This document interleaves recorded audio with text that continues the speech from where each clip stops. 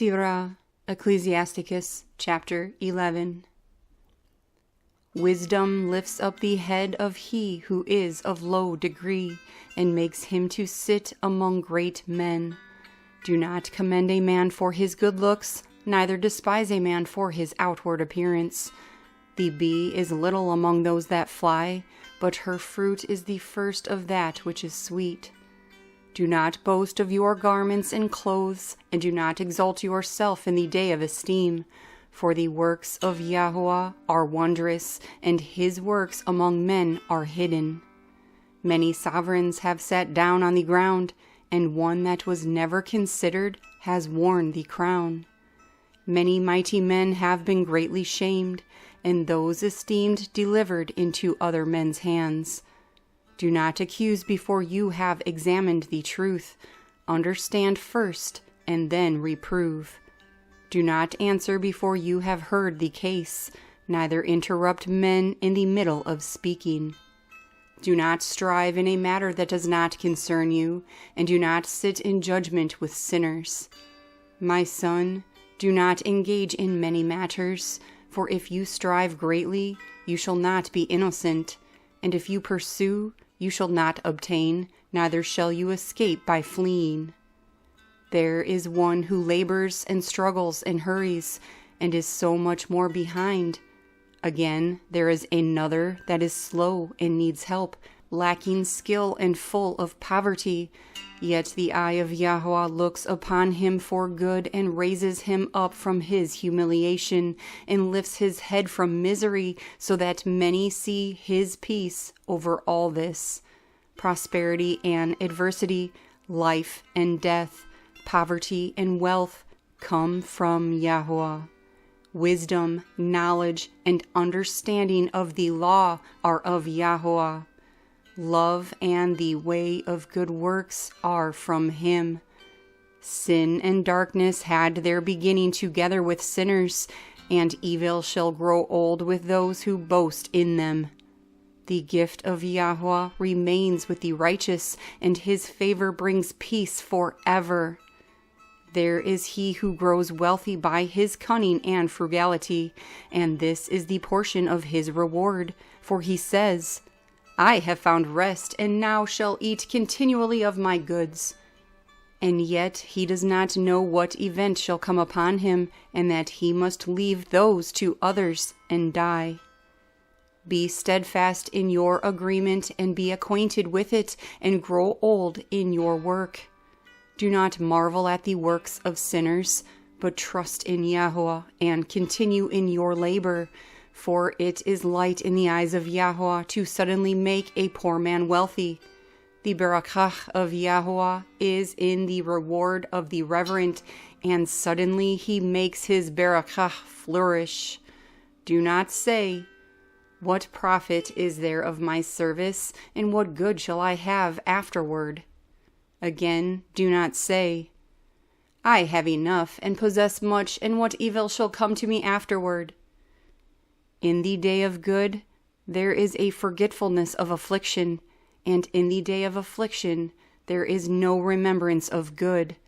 For it is light for Yahweh to reward a man according to his ways on the day of death. The affliction of an hour makes a man forget pleasure, and in the end his deeds shall be exposed. Judge none Baruch before his death, for a man shall be known in his children. Do not bring every man into your house, for the deceitful man has many schemes. As a partridge taken in a cage, so is the heart of the proud, and as a spy he watches for your fall. For he lies in wait and turns good into evil, and in that which is worthy of praise shall accuse you.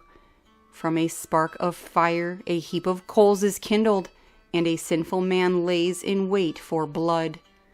Take heed of an evildoer, for he works wickedness, lest he bring upon you an everlasting stain. Receive a stranger into your house, and he shall disturb you and turn you out of your own. Sirach, Ecclesiasticus, chapter 12. When you do good, Know to whom you do it, so you shall be thanked for your good works. Do good to the upright, and you shall find a recompense, and if not from him, even from the Most High. No good shall come to he who is always occupied with evil, nor to he who does no kind deed. Give to the upright man, and do not help a sinner. Do good to he who is lowly, but do not give to the wicked. Withhold your bread, and do not give it to him, lest he overthrow you by it. For you shall receive twice as much evil for all the good you have done to him. For the Most High hates sinners, and shall repay the wicked with retribution, and keeps them for the great day of their punishment. Give to the good, and do not help the sinner. A friend cannot be known in good times, and an enemy cannot be hidden in adversity. In the prosperity of a man enemies shall be grieved, but in his adversity even a friend shall turn away. Never trust your enemy, for as iron rusts, so is his wickedness. Though he humbles himself and comes bowed down, yet be on your guard and beware of him, and be to him as if you had wiped a mirror, and you shall know that its tarnish has not been wiped away altogether. Do not put him near you, lest when he has overthrown you he stands in your place, neither let him sit at your right hand, lest he seek to take your seat, and you remember my words in the end, and be pierced by them. Who shall pity a charmer that is bitten by a serpent, or any who come near wild beasts? So one that goes to a sinner, and is defiled by him in his sins, who shall pity? For a while he shall remain with you, but if you begin to fall, he shall not wait. An enemy speaks sweetly with his lips, but in his heart he imagines how to throw you into a pit. He weeps with his eyes, but if he finds opportunity, he shall not be satisfied with blood. If adversity comes upon you, you shall find him there first, and though he pretends to help you, even so he shall wrong you. He shall shake his head and clap his hands and whisper much and change his face. Sira, Ecclesiasticus, chapter 13. He who handles tar is made unclean by it, and he who has fellowship with a proud man shall be like him. Do not burden yourself above your strength while you live, and have no fellowship with one who is mightier and wealthier than yourself. For how is the kettle and the earthen pot in agreement? For if the one be struck against the other, it shall be broken. The wealthy man has done wrong, and yet he threatens all. The poor is wronged, and he must also plead. If you profit him, he shall use you, but if you have not, he shall forsake you. If you possess whatever, he shall live with you. He shall also leave you naked, and shall not be sorry for it. If he has need of you, he shall deceive you, and smile at you, and have you in expectancy. He shall speak smooth words to you, and say, "What do you need?" And he shall shame you with his delicacies, until he has drained you dry 2 or 3 times, and in the end he shall mock you afterward. When he sees you, he shall forsake you, and shake his head at you. Beware that you are not deceived and brought down in your rejoicing. If you are invited by a mighty man, withdraw yourself, and he shall invite you so much more. Do not push yourself on him, lest you be turned away. Do not stand far off, lest you be forgotten. Do not be eager to be equal to him in speech, and do not believe his many words. For with much talk he shall persuade you, and smiling at you shall draw out your secrets. But cruelly he shall lay up your words, and not spare to do you harm, and deliver you up. Observe and be on your guard, for you walk in danger of being overthrown. When you hear these, awake from your sleep.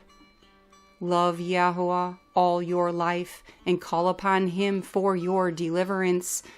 Every beast loves its kind, and every man loves his neighbor.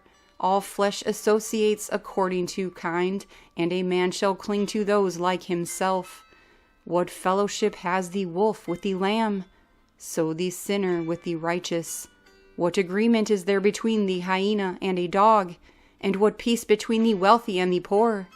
As the wild donkey is the lion's prey in the wilderness, so the wealthy eat up the poor. As the proud hate humility, so does the wealthy abhor the poor. A wealthy man beginning to fall is supported by his friends, but a poor man fallen is pushed away by his friends. When a wealthy man is fallen, he has many helpers. He speaks words not to be spoken, and yet men declare him right. The poor man slips, and yet they also rebuke him. He speaks wisely, but is not heeded. When a wealthy man speaks, every man holds his tongue. And look, what he says, they exalt it to the clouds. And if the poor man speaks, they say, "What fellow is this?" And if he stumbles, they shall help to overthrow him. Wealth is good to he who has no sin, and poverty is evil in the mouth of the wicked. The heart of a man changes his face, whether it be for good or evil, and a glad heart makes a good face. A good face is a sign of a heart that is good, and the searching out of parables is wearisome labor of the mind.